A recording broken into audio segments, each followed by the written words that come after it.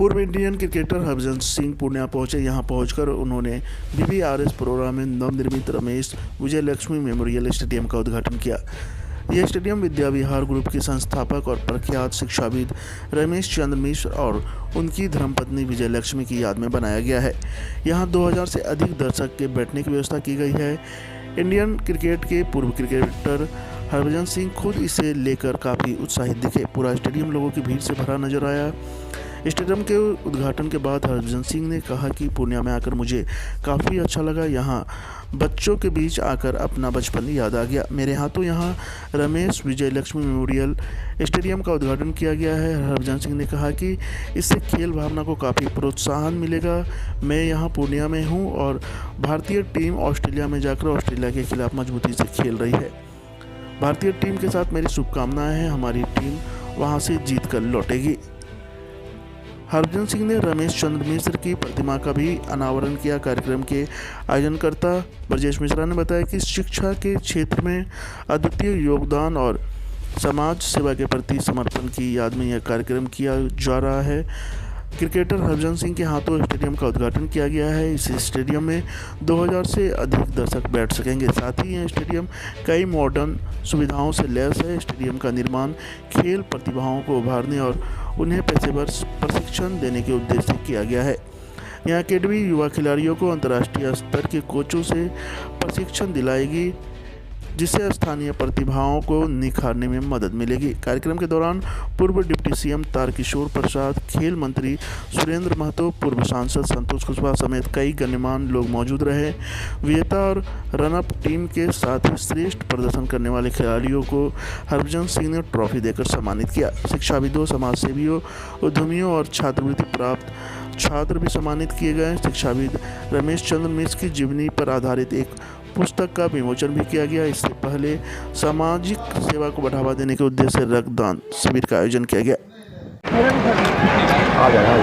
खैर, यहाँ पूर्णिया में आके बड़ा अच्छा लगा और जो उत्साह है स्कूल के बच्चों में और यहाँ के लोगों में, उनके बीच में आज शामिल होकर बहुत अच्छा लगा। बहुत बहुत शुक्रिया, मुझे आप लोगों ने आमंत्रित किया और मेरा सौभाग्य है कि मैं इन बच्चों के बीच में आके उनका हौसला अफजाई कर सका। सर, आप पूर्णिया में और हमारी क्रिकेट टीम ऑस्ट्रेलिया में धूम मचा रही है। 172 फॉर नॉन लॉस। कैसा रहा परफॉर्मेंस सर, ये बताएं।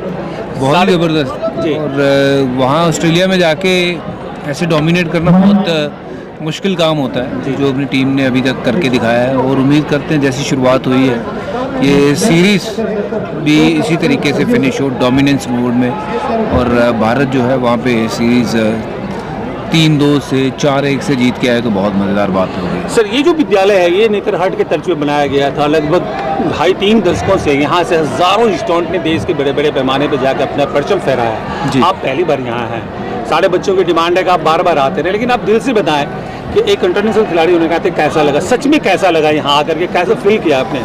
देखिए, अपना बचपन याद आ जाता है जब किसी भी स्कूल के फंक्शन में जाते हैं, क्योंकि हम भी कभी वो समय था जब हम सामने बैठे हुआ करते थे और मंच पे कोई खिलाड़ी आते थे या कोई ऐसे दिग्गज इंसान आते थे जिन्होंने ज़िंदगी में कुछ अचीव किया होता था, तो हमेशा एक जीवन का उद्देश्य सा बन जाता था। बहुत कुछ सीखने को मिलता था कि इनके तरह बने, कि मैं मंच पे रहूं और कुछ बता सकूं। और आज भगवान ने मुझे वो सौभाग्य दिया है कि मुझे उस काबिल बनाया कि मैं इस गेम के प्रति, अपने एक्सपीरियंस के प्रति बच्चों को आगे बढ़ने का जो है राह दिखा सकूं। और मैं उम्मीद करता हूं कि देश भर के बच्चे जो हैं वो पढ़ने में भी और खेलने में भी दुनिया भर से आगे निकलें। And last sir, one good wish for our captain Bumrah.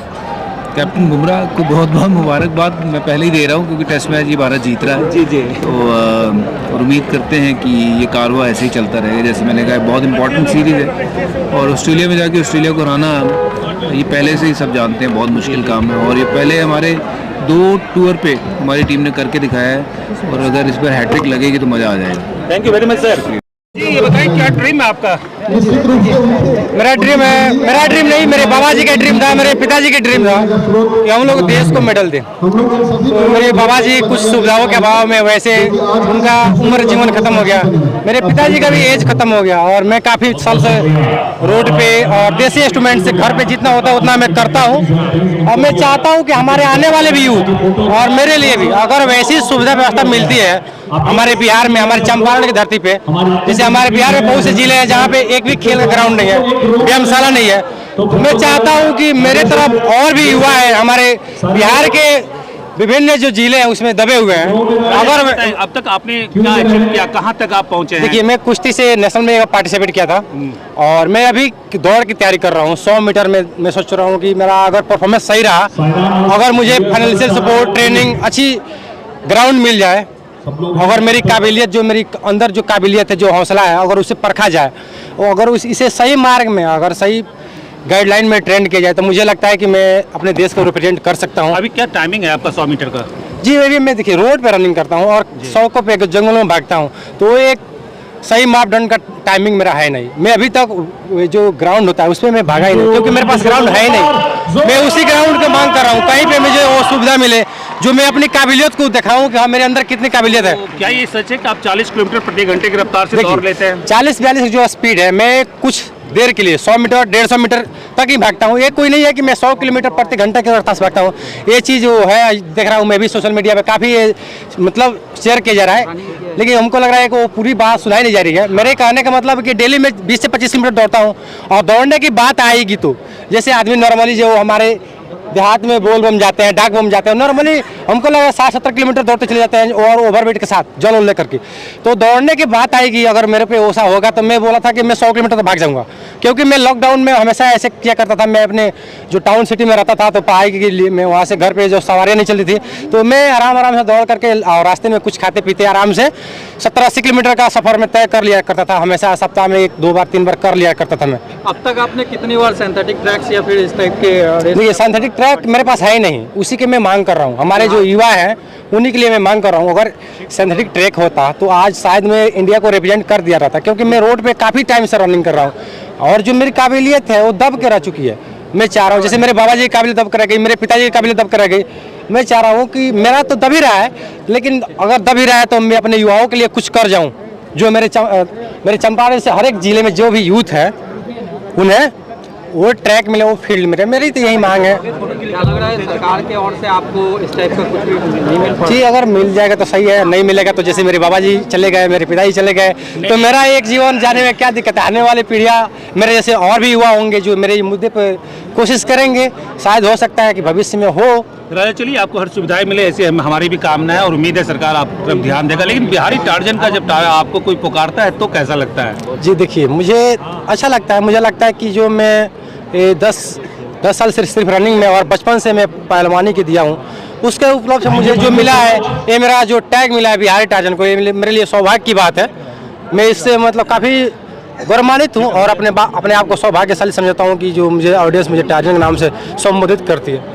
कैसा लगा नहीं, कैसा लग रहा है, बहुत मजा आ रहा है। यहाँ का जोश देखा मैंने, सिर्फ सुना था यहाँ के जोश के बारे में। बच्चों को देख करके बहुत अच्छा लगा, खेल भी बहुत अच्छा रहे हैं। उम्मीद बहुत है पूर्णिया के बच्चों से और पूर्णिया वासियों से। आपको पता है कि तीसरी कसम फिल्म की पटकथा इसी शहर से लिखी गई है? मुझे कल रात ही पता चला था, इसी शहर से लिखी गई है। हालांकि शूट जो है बॉम्बे में हुआ था, मगर सब कुछ पूर्णिया को लेकर के हुआ था। और यहीं के जो आई थिंक